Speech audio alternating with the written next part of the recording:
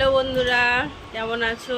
আমার গলা এখনো ভালো হয়নি। আমার গলা শুনে তোমরা বুঝতে পারবে যে হ্যাঁ আমার ঠান্ডা লেগেছিল বা কিছু।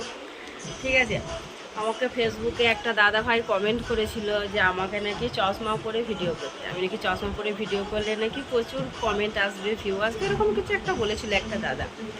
আমি সেই দাদার উদ্দেশ্যে একটা কথা বলতে চাই। দাদা, আমার চশমা আছে, আমার চোখে প্রবলেম, আমার মাথা যন্ত্রণা, তার জন্য আমি চশমা পরতাম।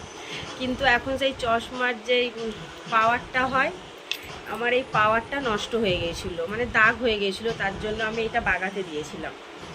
এটাও আমার নতুন চলে এসছে, আর তার সাথে সাথে এই নতুন ফ্রেমটাও আমি তৈরি করেছি।